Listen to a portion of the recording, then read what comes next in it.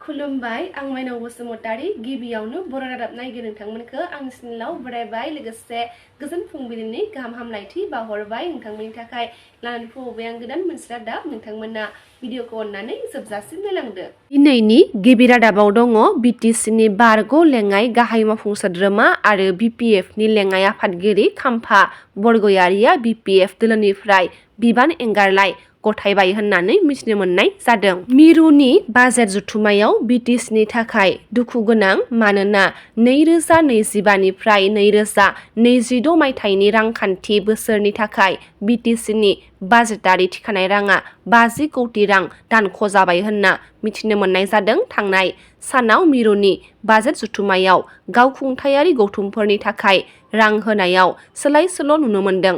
दिमा हासाव आरो कार्बि आलंआव बांनाय नुनो मोन्दों। बाजेट जथुमानि उनाव सा सानजा ओनसोलनि जौगाथाय बिफाननि गेजेरजों मिरुआरि बाजेट राननायनि गेजेरजों आसामाव गंथाम गावखुंथायारि गौथुमफोरनो जर'खा जौगाखां पेकेजफोर होनाय जादोंमोन। अदेबानि रां राननायाव मख'जाथाव सोलायसोल'खौ नुनो मोननाय जादों। सा सानजा इन्टारप्राइज डेभेलपमेन्ट स्किमनि सिङाव Bodoland territorial council BTC Karbi आलं आरो दिमा हासावनो पेकेजफोर होनाय जादोंमोन जायखौ सिगाङाव सा सानजा जौगाखां रांखान्थि निगमनो दाहार होनना मिथिनाय जायोमोन। प्रमद बर' बिथांनि दैदेननाय बड'लेण्ड टेरिटरियेल काउन्सिल बिटिसिआ रां बावजायारि राननायाव जोबोद बाङाइ जालांनायखौ नुनो मोननाय जादों। फारसेथिं दिमा हासाव गावखुंथाय गौथुमनिखौ बारनायखौ नुनो मोननाय जादों। बाजेट जथुमानि सायाव एबसुनि आफादगिरि दिपेन बर' बिथाङा माखासे बाथ्राखौ बुंथिदों। मिरुआव हरनाय 2024 मायथाइनिफ्राय 2025 मायथाइनि रांखान्थि बोसोराव 174.66 कौटि रांमोन नाथाय देग्लायनि 2025 निफ्राय 2026 मायथाइनि बोसोराव 124.66 कौटि 50 कौटि रां दानख' जानायखौ नुनो मोननाय जादों होननानै बुंथिनायखौ नुनो मोननाय जादों। 38थि नेशनेल गेम्सआव बादायलायनायाव ब्रन्जनि मेडेल देरहासारनाय लब ब्रह्मखौ बरायनायखौ नुनो मोननाय जादों। उत्तराखन्डआव 28 जानुवारिनिफ्राय 14 फेब्रुवारिसिम खुंफुंजानाय 38थि नेशनेल गेम्सआव क'क्राझार जिल्लानिफ्राय नेहाथारि बिलुकुमार ब्रह्मनि दैदेननायाव आसामनि जानानै बाहागो लादोंमोन। क'क्राझार जिल्लानि दतमा मावराखावरा गामिनि रुंसारि नरेन्द्र ब्रह्म आरो सभाबती ब्रह्मनि फिसाज्ला लब ब्रह्मआ बादायलायनायाव ब्रन्जनि मेडेलखौ देरहासार जानो हादोंमोन। बेनिखायनो मैया फोरोंगिरिफोरजों लोगोसे गामिनि रायजो राजाफोरा दोलै नोगोरै क'क्राझार रेलवे स्टेशननिफ्राय जागायनानै मावराखावरा गामिसिम लब ब्रह्म बिथांखौ बरायनायखौ नुनो मोननाय जादों। खुंफुंजानो गोनां दुलाराय बर' फरायसा आफादनि 57थि बोसोरसालिया जथुमानि गाहाय खुन्थियाखौ मैया गायसनबाय। नखर मन्थ्रि अमित शाह बिथाङा हाबाफारियाव बाहागो लाफैगोन होननानै दिपेन बर' बिथाङा बुंथिनायखौ नुनो मोननाय जादों। फैगौ मार्च दाननि 13, 14, 15 आरो 16 अक्ट'आव सानब्रैनि हाबाफारिजों क'क्राझार जिल्ला दतमा दख'रानि बेन्दोङाव थानाय बड'फा फोथाराव खुंफुंजानो गोनां दुलाराय बर' फरायसा आफादनि 57थि बोसोरसालिया जथुमानि गाहाय सायनासालिनि गाहाय खुन्थियाखौ मैया गायसनबाय।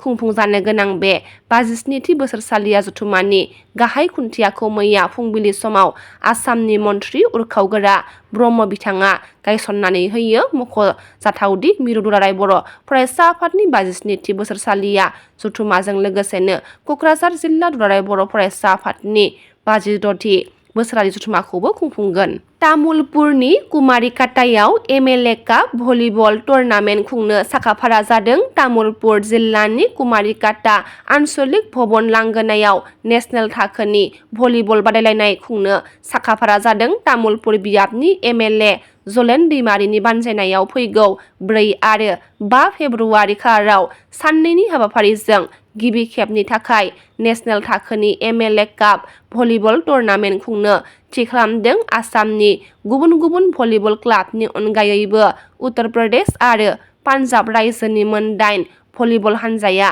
बे टुर्नामेन्टआव बाहागो लाफैगोन। जोंनि लाइमोनफोरखौ गेलेमु बिथिङाव सांग्रांथि आरो थुलुंगाखां होनाय थांखिजों एमएलए जलेन दैमारिया खुंनो लानाय नेशनेल थाखोनि बे भलिबल टुर्नामेन्टआ जोंनि गोसोखौ मुहि होनो हानाय मोनसे रंजाथाव आरो नोजोरबोथाव भलिबल बादायलायनाय जागोनखौ मिजिंथिनो हायो। 1, 2 आरो 3 फेब्रुआरि सानथामनि हाबाफारिजों खुंफुंजागासिनो दङ। ब्रैथि क'क्राझार थुनलाइयारि फोरबोआ क'क्राझार सोहोरनि साखाथि सोनाब फारसे सान्दामारियाव थानाय बड'फा कालचारेल कमप्लेक्सआव सानथामनि हाबाफारिजों खुंफुंजागासिनो दङ। ब्रैथि क'क्राझार थुनलाइयारि फोरबोआ गिबि हाबाफारियै बायदियै थांनाय सानाव फुंबिलि समावनो गुबुन गुबुन थावनिफ्राय बाहागो लाफैदोंमोन। थुनलाइगिरिफोरनि रेजिस्ट्रेसन खालामनायजों लोगोसे ब्रैथि क'क्राझार थुनलाइयारि फोरबोनि फिरफिलाखौ बिरहोदोंमोन बानजाय आफादनि मासिगिरि डक्टर अनिल कुमार